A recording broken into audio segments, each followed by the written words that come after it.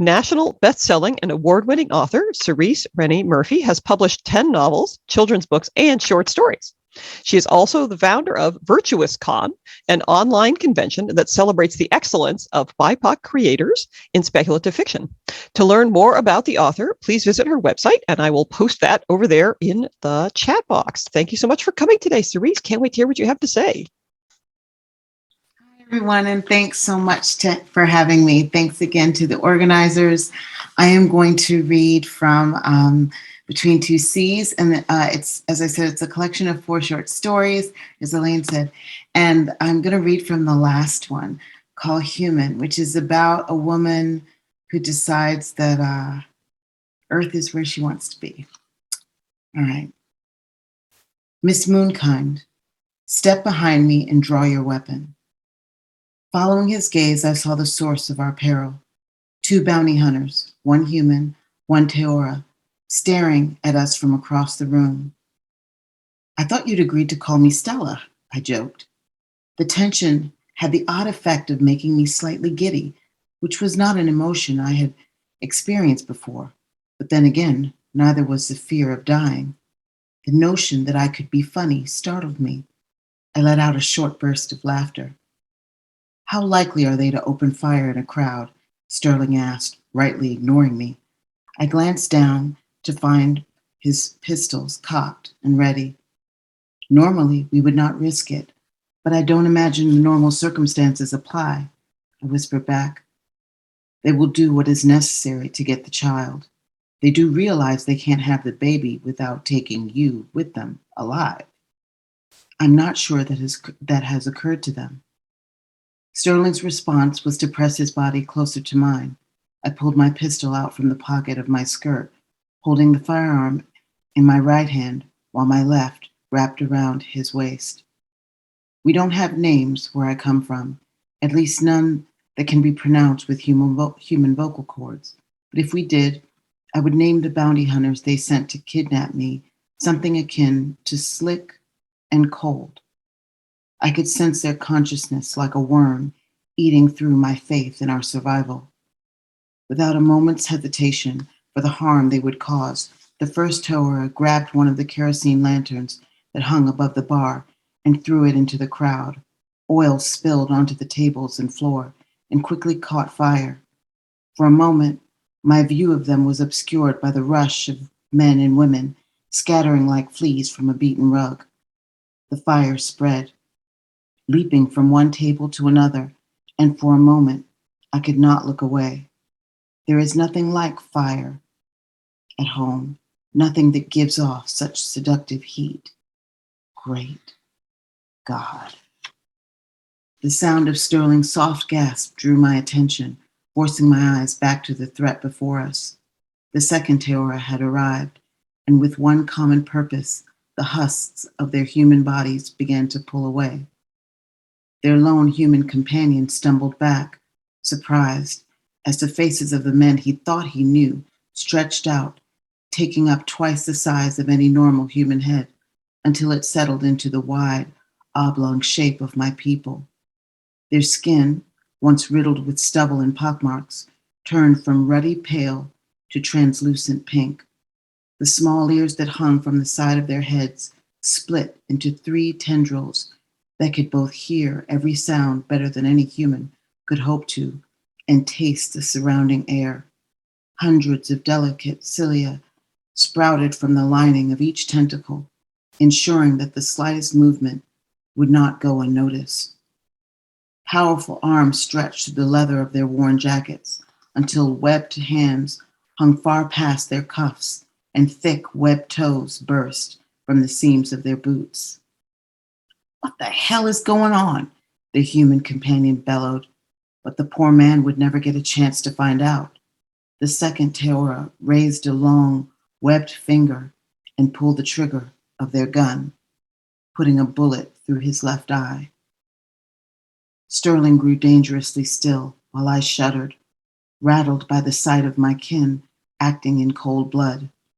I had never seen another one of our kind in true form outside the dark waters of our home.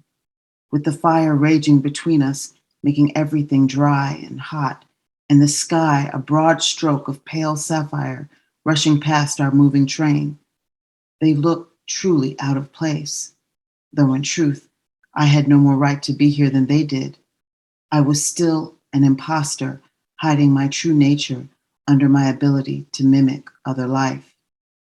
Yet I felt different.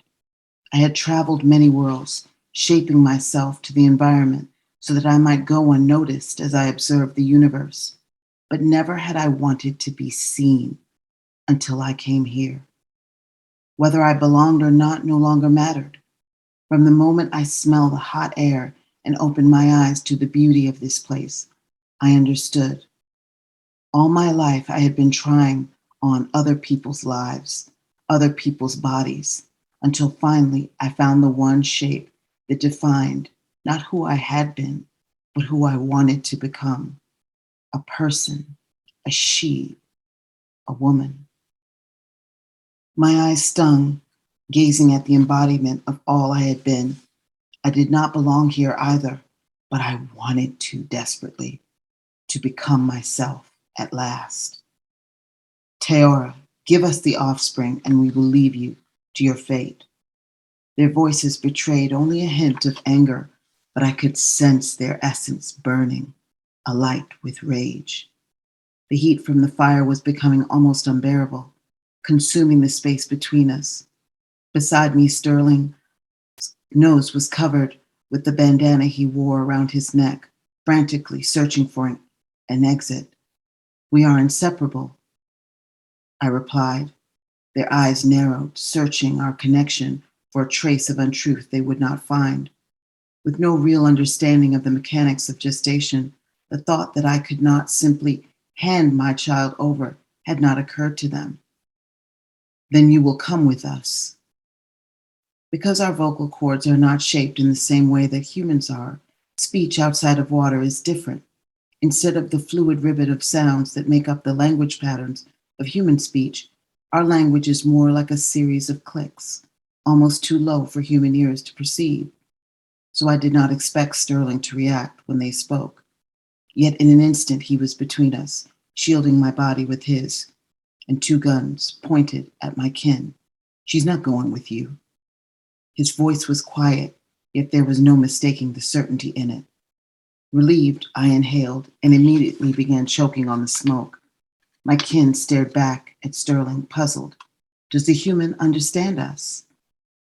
Until that moment, we'd spoken in our native language, but I replied in English, refusing to isolate Sterling any more than he already was. With a pang of regret, I realized that in my fixation to protect my child, I had placed him in danger. As capable as Sterling was, he was outnumbered, the only human in a room full of aliens. I don't know, but he senses more than most. Regardless, he is not Teora. We must protect our own. I'm no longer one of you. Their tendrils twitched in confusion. You have formed another union. I could feel the skepticism as they glanced between Sterling and I. They sensed our connection, the unconscious need to be near one another, but it was not a feeling they understood. It was nothing like the bond of our species. There was too much emotion, too much heat, too much uncertainty. The pair of Teora looked at one another. No, I replied. I belong only to myself. There is no word for alone in our language, no concept of self as something that exists outside of the whole. You cannot break with us, they struggled, to even find the words. I'm trying to, I thought. I already have, I said, stepping closest to Sterling, seeking the strength and courage his proximity inspired in me. How strong are your kind, Sterling whispered. Stronger than yours. So don't get in a tussle. Not if you can help it. Got it. Sterling fired, well before I saw him move or register the T in the last syllable he uttered. The echo from the first crack of gunfire drowned out the next 7 shots he made, square and true, before my kin could fire back. With 4 hits to the chest each, they shouldn't have been able to fire back, but after a moment of clear distress, they did. Luckily, Sterling was faster, kicking over a table for us to hide behind. He pulled me to the ground beside him. "So bullets don't penetrate," he said, observing with dismay. He said, obviously dismayed by the effect his perfect aim seemed to lack. "Not at that range. The impact slows us down a bit, but we spend most of our time underwater. You develop a tough skin. I thought you said you killed one of them with that pistol." "The pistol helped, but I had to take them down with a cast iron skillet, then strangle them with the hem of my skirt." Sterling turned his attention from the fire and the hail of bullets. For one brief, incredulous second, he looked at me. "You didn't tell me I needed a skirt."